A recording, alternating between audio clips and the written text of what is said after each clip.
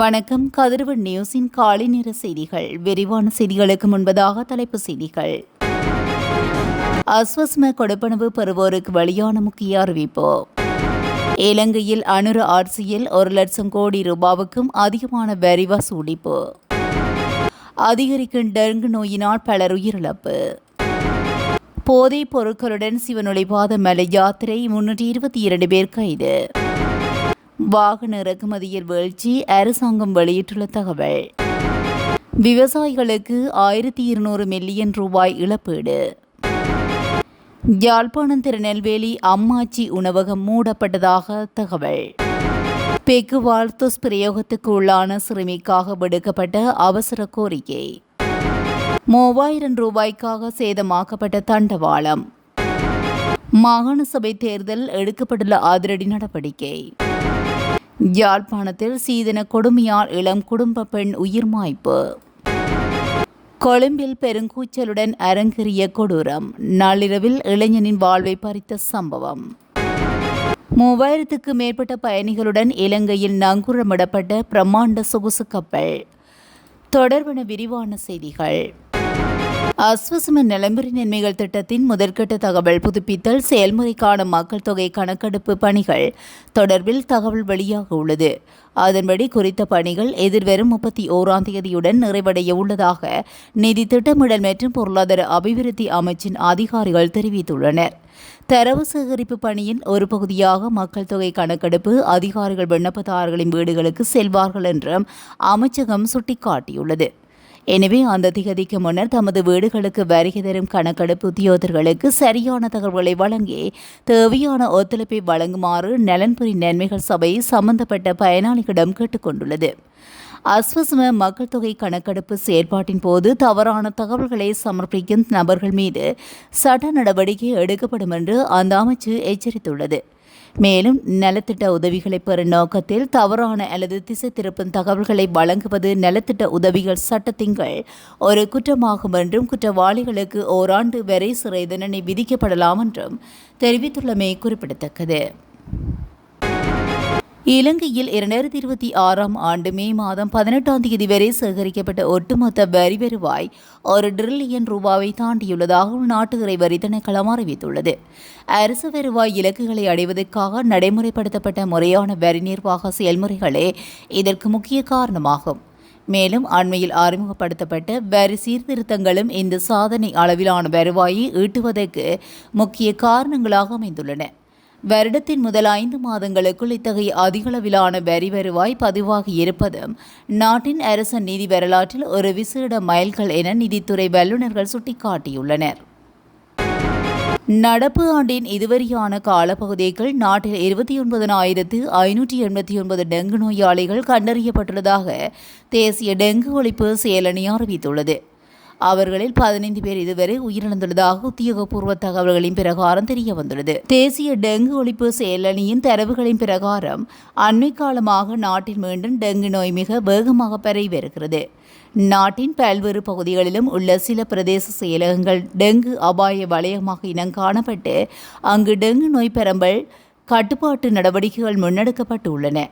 அத்துடன் கொழும்பு, கம்பகா, களுத்துறை, கேகாலை, ரத்தினபுரி மாவட்டங்கள் டெங்கு நோய் பரவும் அபாயம் கொண்ட மாவட்டங்களாக அடையாளப்படுத்தப்பட்டுள்ளன. சிவனொளிபாத மலை யாத்திரைக்கு போதைப் பொருட்களை எடுத்து சென்ற 322 பேர் போலீசாரினால் கைது செய்யப்பட்டுள்ளனர். சிவனொளிபாத மலை யாத்திரைக்கு செல்லும் யாத்திரிகளிடம் போலீசார் மேற்கொண்ட சோதனையின் போது ஹெட்டன் பொல்பிடிய கிடைக்கத்தேன நல்லதண்ணி பிரதேசங்களில் வைத்து குறித்த சந்தேக நபர்கள் கைது செய்யப்பட்டுள்ளனர். குறித்த நபர்களை நீதிமன்றத்தில் முன்னிலைப்படுத்தியதன் மூலம் 20,65,000 ரூபாய் அபராதமும் வசூலிக்கப்பட்டுள்ளது. அத்துடன் சந்தேக நபர்களினால் எடுத்து செல்லப்பட்ட ஐஸ், கஞ்சா, குஸ், கேஸ், லேகியம், போதை மாத்திரைகள் உள்ளிட்ட போதைப் பொருட்களும் போலீசாரினால் பறிமுதல் செய்யப்பட்டுள்ளன. வாகன இறக்குமதி மீது 50% கூடுதல் வரி விதிக்கப்பட்டதை அடுத்து நாட்டில் வாகன இறக்குமதி குறைந்துள்ளதாக நிதித்துறை பிரதி அமைச்சர் அனில் ஜெயந்த பெர்னாண்டோ தெரிவித்துள்ளார். இந்த கூடுதல் வரி விதிக்கப்பட்ட இறுதி நாளான மே 15 அன்று 23.71 மில்லியன் அமெரிக்க டாலர் மதிப்புள்ள கடன் கடிதங்கள் திறக்கப்பட்டதாக அவர் நாடாளுமன்றத்தில் குறிப்பிட்டுள்ளார். அதனைத் தொடர்ந்து மே 18 அன்று 17.9 மில்லியன் அமெரிக்க டாலர் மதிப்பிலும், மே 19 அன்று அது மேலும் குறைந்து 14.98 மில்லியன் அமெரிக்க டாலர் மதிப்பிலும் கடன் கடிதங்கள் திறக்கப்பட்டுள்ளன. மேலும் பொதுவாக இறக்குமதி குறைப்பு என்பது படிப்படியாகவே நிகழும் என்பதனால் இது முழுமையாக குறைவதற்கு கூடுதல் காலம் எடுக்கும் என்று அமைச்சர் விளக்கியுள்ளார். இதேவேளை கூடுதல் வரி விதிக்கப்படுவதற்கு ஒரு நாள் முன்னதாக மே 15 அன்று சில நிறுவனங்கள் 4000 வாகனங்களுக்காக கடன் கடிதங்களை திறந்ததாக கூறப்படும் குற்றச்சாட்டுகளை அமைச்சர் மறுத்துள்ளார். உண்மை நிலப்பரப்படி மே 15 அன்று 23.71 மில்லியன் அமெரிக்க டாலர் மதிப்புள்ள 1782 வாகனங்களுக்காக மட்டுமே கடன் கடிதங்கள் திறக்கப்பட்டதாக அவர் தெளிவுபடுத்தியுள்ளார்.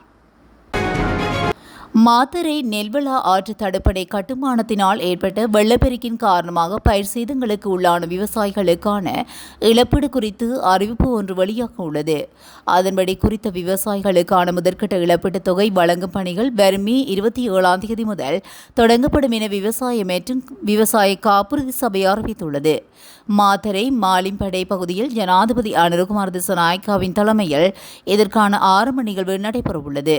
கடந்த 2019ஆம் ஆண்டு சிறுபோகம் முதல் 2022ஆம் ஆண்டு சிறுபோகம் வரையிலான தொடர்ச்சியான 7 பயிற்சிகை போகங்களில் ஏற்பட்ட பயிர் சேதங்கள் குறித்த விரிவான மதிப்பீடுகளின் அடிப்படையிலேயே இந்த இழப்பீடுகள் வழங்கப்பட உள்ளன.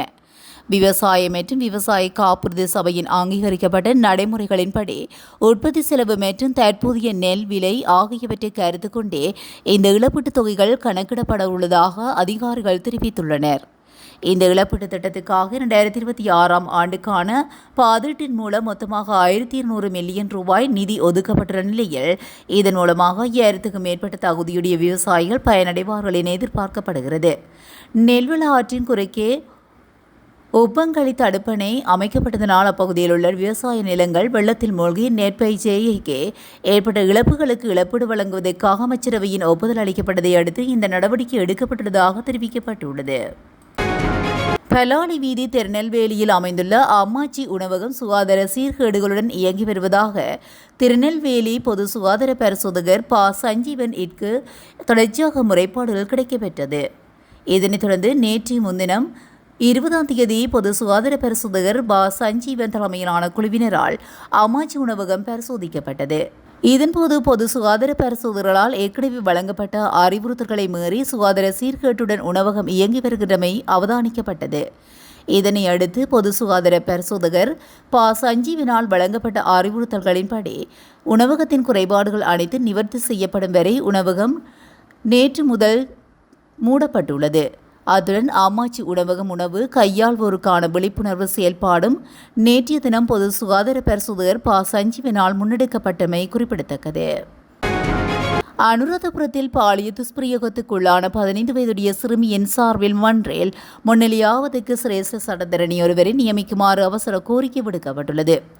அனுராதபுரம் நீதவான் நீதிமன்றத்தில் நிலுவையில் உள்ள 15 வயதுடைய சிறுமியொருவரை பாலியல் துஷ்பிரயோகத்துக்கு ஆளாக்கியதாக தெரிவிக்கப்படும் அட்டமஸ்தானங்களின் விகாராதிபதி பல்லேகம கேமரத்தின தேரருக்கு எதிரான வழக்கில் பாதிக்கப்பட்ட சிறுமியின் சார்பில் மன்றில் முன்னிலையாவதற்கு சிரேஷ்ட சட்டத்தரணியொருவரை நியமிக்குமாறு சட்டம் அதிபர் பாரிந்த ரணசிங்கவிடம் சிறுவர் துஷ்பிரயோக தடுப்பு அறக்கட்டளையின் தலைவர் அவசர கோரிக்கை விடுத்துள்ளார்.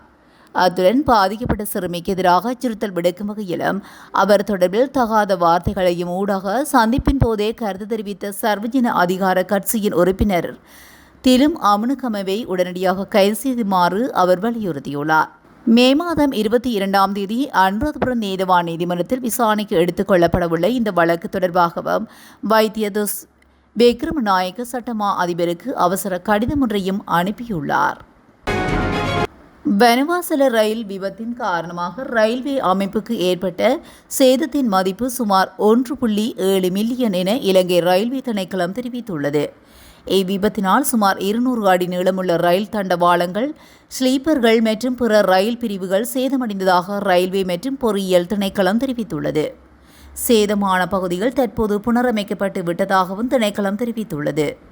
அதன்படி ரயில்வே அமைப்பு, சங்கிஞ்சை அமைப்பு மற்றும் ரயில் பெட்டிகளுக்கு ஏற்பட்ட சேதங்கள் உள்ளிட்ட மொத்தம் சேத மதிப்பீடு அடுத்த சில நாட்களில் போக்குவரத்து மற்றும் நெடுஞ்சாலைகள் அமைச்சிடம் சமர்ப்பிக்கப்படும் என்று திணைக்களம் கூறியுள்ளது. மாகாண சபை தேர்தலை நடத்துவது தொடர்பான பரிந்துரைகளை முன்வைப்பதற்காக நியமிக்கப்பட்ட நாடாளுமன்ற விசேட குழுவின் முன்னிலையாகுமாறு தேர்தல்கள் ஆணைக்குழுவின் உறுப்பினர்களுக்கு அழைப்பு விடுக்கப்பட்டுள்ளது. நேற்று முன்னிலையாகுமாறு விடுக்கப்பட்டுள்ள இந்த அழைப்பு தமக்கு குழுவின் மூலம் விடுக்கப்பட்டுள்ளதை தேர்தல்கள் ஆணைக்குழு அதிகாரப்பூர்வமாக உறுதிப்படுத்தியுள்ளது. மாகாண சபை தேர்தலை தற்போதைய குழுவில் இந்த தேர்தல் முறையின் கீழ் நடத்துவது என்பது குறித்தும் ஆராய்ந்து அறிக்கையை சமர்ப்பிப்பதற்கும் அதற்கான ஆலோசனைகள் மற்றும் பரிந்துரைகளை வழங்குவதற்கும் நாடாளுமன்றத்தினால் விசேட குழு ஒன்று நியமிக்கப்பட்டுள்ளது. அமைச்சர் விஜித ஹேர தலைமையில் இயங்கும் இந்த விசேட நாடாளுமன்ற குழு தேர்தல் முறைமை மற்றும் சட்ட சிக்கல்கள் குறித்து ஏற்கனவே பல சந்தர்ப்பங்களில் கூடி ஆராய்ந்துள்ளது. அத்துடன் ஆன்மீக சட்டமா அதிபர் திணைக்களத்தின் அதிகாரிகளும் இந்த விசேட குழுவின் முன்னிலைக்கு அழைக்கப்பட்டிருந்ததாக தெரிவிக்கப்பட்டுள்ளது. இதனைத் தொடர்ந்து தேர்தலை நடாத்துவதற்கான நடைமுறை சாத்தியக்கூறுகள் மற்றும் ஆணைக்குழுவின் நிலைப்பாடுகளை கேட்டறிவதற்காக தேர்தல்கள் ஆணைக்குழுவுக்கு விசேட அழைப்பு விடுக்கப்பட்டுள்ளமை குறிப்பிடத்தக்கது. சீதன கொடுமையால் இளங்குடும்ப பெண்ணொருவர் நேற்று முன்தினம் தவறாக முடிவெடுத்து உயிர் மாய்த்துள்ளார். யாழ்ப்பாணம் நாவாந்துறையை சேர்ந்த ஜெயச்சந்திரன் ஜென்சி வயது 19 என்பவரே இவ்வாறு தவறான முடிவெடுத்து உயிரிழந்துள்ளார். இதுகுறித்து மேலும் தெரிய வருகையில் குறித்த பெண் 2 வருடங்களாக காதலித்து 4 மாதங்களுக்கு முன்னர் அவரை திருமணம் செய்துள்ளார். இருப்பினும் குறித்த பெண்ணின் கணவனது தாயார் அவரை ஈர்க்கவில்லை. பின்னர் 25 பவுன் தங்க நகையும் வீடும் சீதனமாக கேட்டு நச்சரித்துள்ளார். குறித்த பெண்ணின் குடும்பம் பொருளாதார ரீதியாக நலிவுற்ற குடும்பம் என்பதனால் அதனை வழங்க முடியவில்லை. பின்னர் தனது மகனை வெளிநாட்டுக்கு அனுப்புவதற்கு முயற்சித்த வேளை அந்த பெண் தனது கணவனை வெளிநாட்டுக்கு செல்ல வேண்டாம் என கூறியுள்ளார். தனது தாயார் கேட்ட சீதனம் தராவிட்டதால் தான் வெளிநாட்டுக்கு போவதாக அந்த பெண்ணின் கணவரும் கூறியுள்ளார். இதனால் மனவிரக்தியில் அந்த பெண் நேற்று முன்தினம் காலை தவறாக முடிவெடுத்து உயிர் மாய்த்துள்ளார். அவரது சடல மீதான மரண விசாரணைகளை திடீர் மரண விசாரணை அதிகாரி நமசிவாயம் பிரேம்குமார் மேற்கொண்டுள்ளார். கொழும்பு கிராண்ட் பாஸ் பெர்குசன் வீதி பகுதியில் நள்ளிரவில் ஏற்பட்ட பயங்கர கூச்சலை தொடர்ந்து வாலிபர் ஒருவர் மர்ம கும்பலால் கூர்மையான ஆயுதங்களால் சராமரியாக குத்தி கொலை செய்யப்பட்டுள்ளார். இச்சம்பவம் அப்பகுதியில் பெரும் பரபரப்பையும் அதிர்ச்சியையும் ஏற்படுத்தியுள்ளது. இக்கொடூர சம்பவத்தில் மோதரே உயானா அடுக்குமாடி குடியிருப்பில் வசித்து வந்த 31 வயதுடைய வாலிபரை இவ்வாறு கொடூரமான முறையில் படுகொலை செய்யப்பட்டுள்ளார். பெர்குசன் வீதி பகுதியில் நள்ளிரவு வேளையில் திடீரென இருதரப்பினருக்கும் இடையே ஏற்பட்ட மோதலா அல்லது போதைப்பொருள் கடத்தல் கும்பல்களுக்கு இடையே நிலை வரும் நீண்டகால பகையா என்ற கோணங்களில் கிராண்ட் பாஸ் போலீசார் தங்களது விசாரணைகளை தீவிரப்படுத்தியுள்ளனர். இக்கொலையை செய்த பின்னர் மர்ம கும்பல் அங்கிருந்து தப்பியோடியுள்ள நிலையில் கொலையாளிகளை உடனடியாக கைது செய்வதற்காக விசேட போலீஸ் குழுக்கள் அமைக்கப்பட்டு தேடுதல் நடவடிக்கைகள் களம் இறக்கப்பட்டுள்ளன. இக்கொடூர சம்பவம் தொடர்பில் நேற்று நீதவான் விசாரணைகளும் சடல மீதான பிரேத பரிசோதனைகளும் நடத்தப்பட்டுள்ளது. மெயின்ஷிப் 6 என்ற சொகுசு உல்லாச கப்பல் இலங்கைக்கு தனது முதலாவது வருகையை பதிவு செய்யும் வகையில் கொழும்பு துறைமுகத்திற்கு கிழக்கு கொள்கடல் முனையத்தில் நங்கூரமிடப்பட்டுள்ளது. மால்டா நாட்டின் கொடியின் கீழ் பயணிக்கும் இந்த கப்பல் 2380 சர்வதேச சுற்றுலா பயணிகளையும் 951 பணியாளர்களையும் ஏற்றிக்கொண்டு வந்துள்ளதாக கூறப்படுகிறது. இக்கப்பலில் வருகின்ற சுற்றுலா பயணிகளை வரவேற்பதற்காக உள்ளூர் பயண முகவர் நிறுவனங்களால் ஏற்பாடு செய்யப்பட்டிருந்த பாரம்பரிய கலாச்சார மற்றும் கலை நிகழ்ச்சிகள் துறைமுகத்தில் நிகழ்த்தப்பட்டதாக தெரிவிக்கப்படுகிறது. கொழும்பு துறைமுகத்துக்கு வருவதற்கு முன்பாக இந்த உல்லாச கப்பல் கடந்த 19ஆம் தேதி ஹமாந்தோட்டே சர்வதேச துறைமுகத்துக்கு சென்றிருந்தது. இதேவேளை அங்கு தங்கியிருந்த காலப்பகுதியில் சுற்றுலா பயணிகள் யாழ, பண்டல மற்றும் உடவளவ ஆகிய தேசிய பூங்காக்களையும் வரலாற்று சிறப்புமிக்க கதிராம நகரத்தையும் உள்ளடக்கிய முக்கிய வனவிலங்கு மற்றும் கலாச்சார இடங்களை சுற்றி பார்த்துள்ளதாக தெரிவிக்கப்பட்டுள்ளது. இத்துடன் கதிரவன் நியூஸின் காலை நேர செய்திகள் நிறைவடைகின்றன. தொடர்ந்தும் செய்திகளோடு இணைந்திருக்க கதிரவன் நியூஸுடன் இணைந்திருங்கள். நன்றி, வணக்கம்.